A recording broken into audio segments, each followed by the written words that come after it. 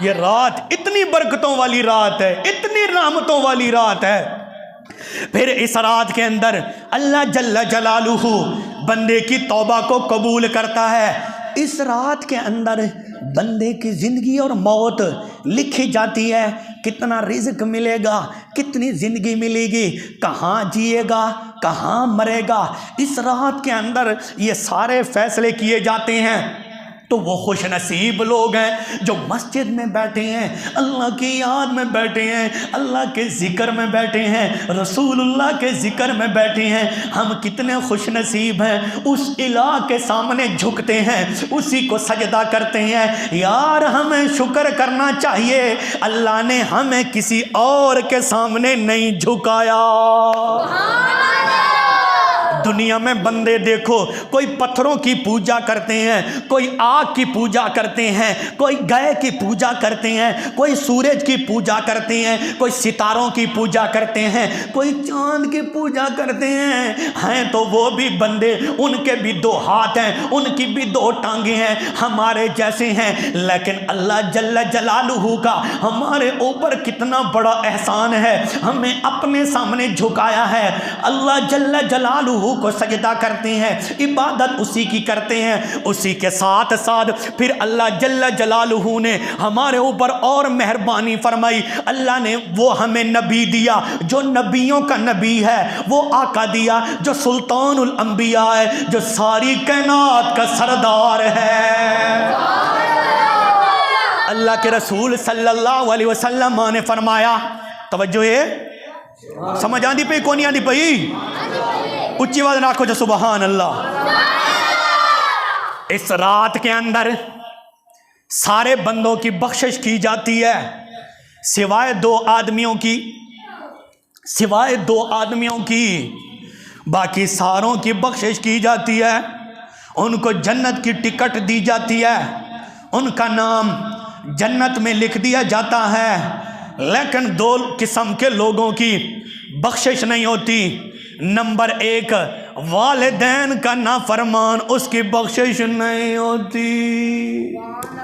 والدین کا نافرمان، بیوی کی بات مان کر ماں کو دھکا دے دیا، بیوی کی بات مان کر باپ کو دھکا دے دیا، بیوی کی بات مان کر ماں کو ناراض کر دیا، بیوی کی بات کو مان کر باپ کو ناراض کر دیا۔ نہ میرا بھائی، اس رات کے اندر والدین کے نافرمان کی بخشش نہیں ہوتی۔ میں آپ کے سامنے بیٹھا ہوں، میں تقریریں بھی کرتا رہوں، میں قرآن کی تلاوت بھی کرتا رہوں، میں آپ کو اچھی اچھی باتیں بھی سناتا رہوں، میں قرآن شریف پڑھاتا رہوں، لیکن یاد رکھو، اگر میری امی ناراض ہے، اگر میرا ابو میرے سے ناراض ہے، یہ تقریریں مجھے نہیں بچا سکتی، یہ اچھی باتیں مجھے نہیں بچا سکتی، یہ قرآن کی تلاوت مجھے نہیں بچا سکتی۔ نہ میرا بھائی، یہ غلطی کبھی نہ کرنا، ماں باپ کو ناراض نہ کرنا۔ کیوں؟ اللہ کے قرآن کے اندر اللہ جل جلالہ نے بیان فرمایا، افیوں،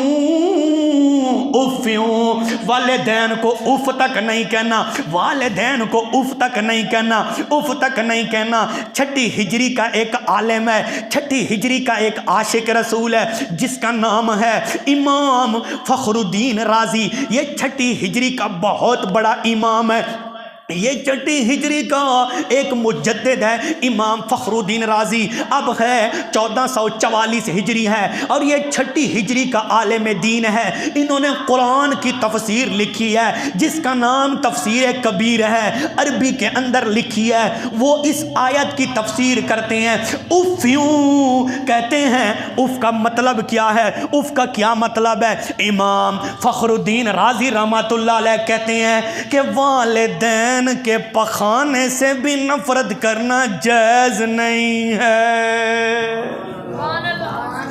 افیوں کا مطلب یہ ہے، افیوں کا مطلب یہ ہے والدین کے پخانے سے بھی نفرت کرنا جائز نہیں ہے۔ میرے نوجوانوں بھائیوں، جب والدین کے پخانے سے نفرت کرنے کی اجازت نہیں ہے تو خود ان سے نفرت کرنے کی اجازت کیسے ہوگی؟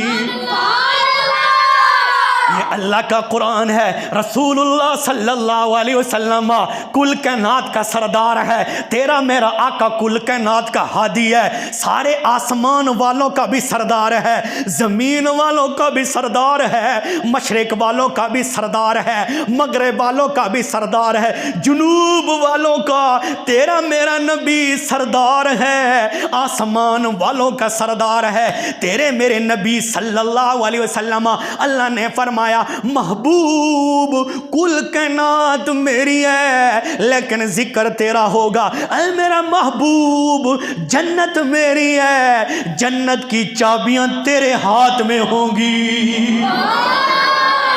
یہ تیرے میرے نبی کی شان ہے. جب رسول اللہ صلی اللہ علیہ وسلم دنیا میں تشریف لائے, جب آپ کی ولادت باسعادت ہوئی, کل کائنات کا سردار آ رہا ہے, کل کائنات کا ہادی آ رہا ہے, کل کائنات کا مربی آ رہا ہے. ساری کائنات کو اسی کا انتظار ہے, مشرق والوں کو بھی اسی کا انتظار ہے, مغرب والوں کو بھی اسی کا انتظار ہے, آسمان والوں کو بھی اسی کا انتظار ہے. جب تیرا میرا آقا پیدا ہوا لیکن آپ کا والد پہلے ہی دنیا سے جا چکا تھا, آپ کا والد کا انتقال پہلے ہی ہو چکا تھا. جب رسول اللہ صلی اللہ علیہ وسلم کی عمر مبارک 6 سال کی ہوئی تو رسول اللہ صلی اللہ علیہ وسلم کی پیاری امی جان کا انتقال ہو گیا تھا. 6 سال کی عمر ہے, والد کا انتقال پہلے ہو گیا تھا, والدہ کا انتقال 6 سال کی عمر ہے. یار آپ خود غور و فکر کریں, یہ کل کائنات کا سردار ہے لیکن والد پہلے انتقال کر گیا ہے, 6 سال کی عمر ہے, والدہ کا بھی انتقال ہو گیا.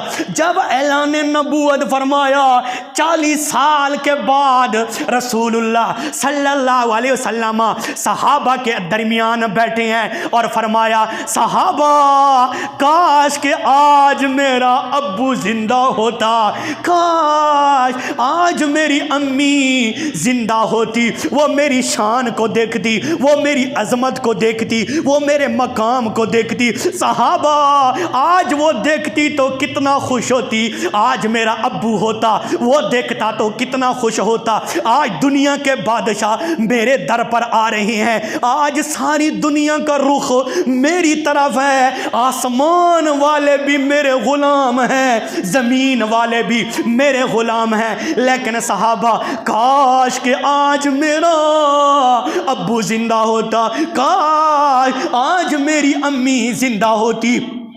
رسول اکرم صلی اللہ علیہ وسلم اپنے والدین کی قبر پر تشریف لے گئے, اپنے والدین کے مزارات شریف پر تشریف لے گئے. ادھر جا کر آپ صلی اللہ علیہ وسلم نے اپنے ہاتھوں کو بلند فرمایا, عرض کی یا اللہ میرے والدین کو ایک مرتبہ زندہ فرما دے.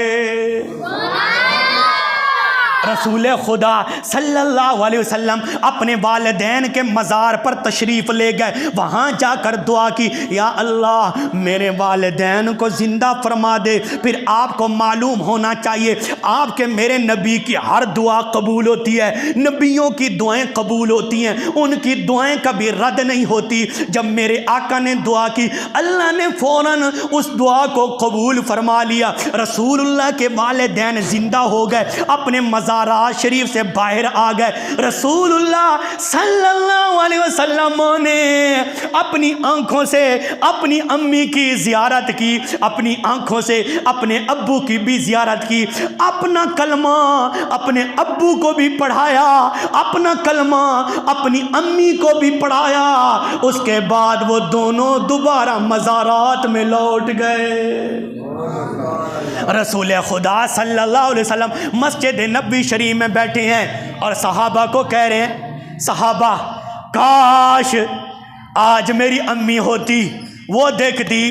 صحابہ اگر میں نماز پڑھا رہا ہوتا, مصلی رسول پر ہوتا اور آپ میرے پیچھے ہوتے, صحابہ جماعت جاری ہوتی, میں پڑھ رہا ہوتا الحمدللہ رب العالمین الرحمن الرحیم مالک یوم الدین ایاک نعبد و ایاک نستعین اہدنا الصراط المستقیم صراط الذین انعمت علیہم غیر المغضوب علیہم ولا الضالین۔ صحابہ، میں سورۃ فاتحہ کی تلاوت کر رہا ہوتا، جماعت جاری ہوتی، ادھر میری امی مجھے پکارتی یا محمد۔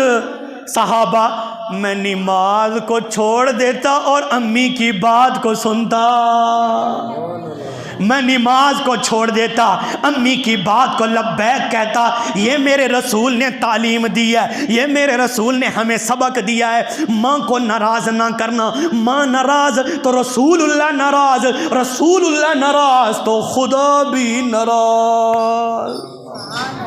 ہاں، بیوی کی بات کو مان کر اپنی امی کو ناراض نہیں کرنا۔ ان کے قدموں کے نیچے جنت ہے، یہ جنت کو دھکے دے رہا ہے۔ آج کا نوجوان جنت کو دھکے دے رہا ہے، پھر کہتے کامیابی۔ والدین کی نافرمانی کے بعد بیٹا کامیابی نہیں مل سکتی۔ دنیا کے جتنے بھی طاقتور انسان بندہ بن جائے، لیکن والدین کی نافرمانی کے بعد بندے کو کامیابی نہیں مل سکتی۔ جو کچھ بھی ملے گا والدین کی رضامندی کے اندر بندے کو ملے گا۔ سمجھ آندی پئی ہے کوئی نہ؟